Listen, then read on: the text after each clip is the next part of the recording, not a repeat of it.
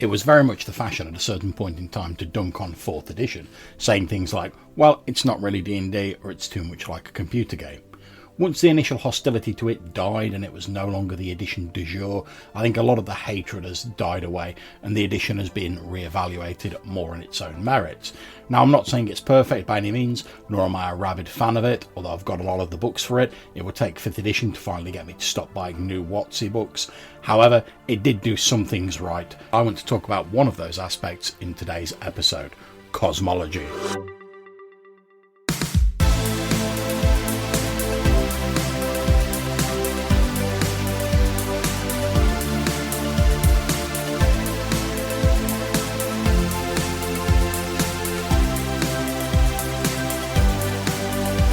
D&D in editions prior to 4E and in the current edition uses something called the Great Wheel Cosmology, where you have the material plane, your game world, in the middle with the Feywild and the Shadowfell mashed in there too. Around it are the ethereal plane, and outside of that are the elemental planes. Beyond that, arranged like spokes on a wheel, hence the name, are all the various outer planes like Mechanos, Mount Celestia, the Nine Hells, etc, etc. Now, there's nothing wrong with the Great Wheel style, but aside from placing the emphasis on a Points of Light campaign style, something else 4E did right, 4th edition decided to do something different. Enter the World Axis Cosmology. And in this, the world or prime material plane, again your campaign world, occupied a point at the centre of the cosmology with the adjacent Feywild and Shadowfell, concepts that were firmed up in 4E and then ported over to the newer edition, so put in there with it. The astral plane is now redefined as the Astral Sea, an infinite expanse of shimmering starlight that floats above the world and can be used to access other planes. Below it lies the elemental chaos, a raw plane full of the churning, primeval building blocks of life. And at the bottom of the elemental chaos is a wound or a deep pit. This is the Abyss, home of Tharisdun, the Chained God, and various races of demons. 4E also gives us an idea of how this came into being. The primordials, ancient creatures of unsurpassed might, created the world from the raw materials of the elemental chaos. The gods looked down on this creation from the Astral Sea, and they were intrigued and believed they could improve it. These longings and imaginings of the gods took form as the various strains of a life that surged across the new world, and eventually they would take a more direct hand, creating the various strains of intelligent life. Whilst the world was still in its period of creation, the primordials cast away elements of the world they considered to be too bright or dark and disruptive, forming the Feywild and the Shadowfell. Later on, the primordials would come to resent the interference of the gods, leading to the Dawn War, which the gods would narrowly win, but the consequences would echo throughout history. So, I'm a big fan of the 4E cosmology, and I often turn to it first when I'm thinking about such things for my own campaign world. And you might be saying, well, why do you like it so much? And some of the reasons are, first of all, it was something a little bit different. The old D&D cosmology had been in place for absolutely ages, and obviously, although you're free to ignore or change it as you see fit in your own games, it was nice to see the official game sort of pushing those boundaries a little bit and doing something a little bit different, just trying something new out rather than sticking to the old tried and tested. And I suppose in many ways that was probably partly what sort of spelled the downfall of 4th edition, if you want to dramatically call it that a little bit. The fact that it was so different from previous versions of D&D that you couldn't really sort of easily convert stuff to be cross-compatible with the previous editions, but we could do a whole other episode on that. If you want to hear that, let me know and I'll do it, although I'm sure far wiser people than me have talked about it ad nauseum. Now, also, I'm a big fan of classical mythology, Greek, Roman, etc., and the conflict between the gods and primordials, the Dawn War, and how the cosmology fit in with that seemed to echo a lot of the mythology that I'm a fan of. You don't have to be a genius to see like the echoes of like the Titans and the gods conflict in this particular cosmology. Also, I think I liked is it was more self-contained. Although you could have the domains of the gods and all these various different sort of planes, as they would have been called in previous editions. They now existed as finite islands within the astral sea. And hey, let's not beat around the bush. The astral sea also just sounds cooler than the astral plane.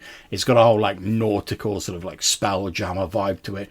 You know, you can imagine people like in strange vessels sailing the astral sea and looking for these various sort of island domains that are floating within it.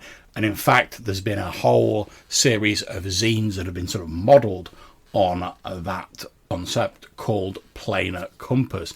They've actually just not long ago finished their Kickstarter for their 3rd issue, and I'm looking forward to receiving that. I'll put a few links down below in case you're interested in checking that out. But as I say, just the astral sea, this whole sort of space pirate vibe that was going on. If you grew up in the sort of 80s and 90s, and there were plenty of sort of weird cartoons that were like pushing that whole vibe, you will no doubt see the appeal of this, I'm sure. I also liked that it really firmed up the concepts of the Feywild and the Shadowfell. Now, although the sort of names of Feywild and Shadowfell were introduced in 4th edition, there had been fairy domains and dark realms of death before, but 4th edition really shone the spotlight, no pun intended, on these realms and gave them a little more depth. And they must have been doing something right, because these 2 planes were pretty much just cut and pasted into the latest edition of the game, which is 5th edition at the time of recording. I also think the designers of 4th edition made the very sensible decision to keep a lot of the sort of background finer details related to the cosmology a little bit mysterious. So when we look at the description in the Dungeon Master's Guide for 4th edition, we get the sort of broad strokes of the Dawn War, of the layout of the various different planes in this world axis cosmology. But there's other little bits that are sort of dropped in there as little sort of Easter eggs or little nuggets of sort of information that you can expand on and take in whatever direction you want. So we're told that at some point during the God War, someone opened this mystical gateway which allowed emanations from the Cthulhu-esque far realm to leak in, etc. So you've got a bit of like your Cthulhu vibe there if you want it.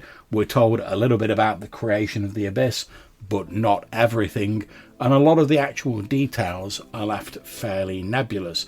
So, and they would be firmed up a little bit later in other books, but if you're just looking at the main sort of core 3 books, you get like a tantalizing glimpse of this new cosmology, and then you're pretty much free to go your own way. And because it was a new way of looking at it, you weren't sort of wedded or tied down to all of these old historical details that have been established in like a bajillion different source books before.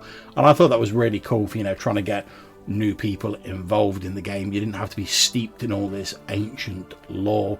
You could just pick up these books and you could get going with it.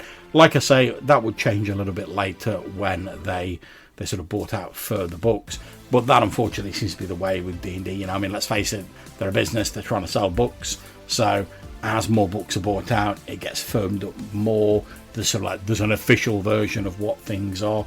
And like I say, you can ignore it and go your own way if you want, but I quite like it when the official version builds in a bit of sort of wiggle room for that without trying to constrain you too much, so you can like do your own thing in your own campaign worlds. So there we go. There's a few reasons as to why I like the 4th edition cosmology. And although when I'm coming up with a campaign world like my Smoke and Snow campaign currently, I'll take inspiration from a lot of different sources of mythology when I'm looking at the cosmology of my world, and I generally try and keep it a little bit loose and a little bit free so I can sort of flex it to incorporate ideas I come up with later. But even though I may not use it a great deal, or I may only take small bits of inspiration from it, the 4th edition World Axis Cosmology system is one of the first that I tend to look at, because I think it's a great example of a really tight little cosmology that doesn't splurge in all different directions, but it also gives the GM a huge amount of license to make it their own. So if you want to call in, tell us what you think of the World Access Cosmology. Do you love it? Do you hate it? Do you prefer the Great Wheel? Do you want to keep those wagon wheels a rolling? Just call in and let us know. You might be featured in a future voicemail episode. You can leave us a voicemail using SpeakPipe or Anchor, link in the description down below, or you can send us an email to rddrpgpodcast@gmail.com. So until we see you again, take care, stay safe, and whatever you're playing, have fun.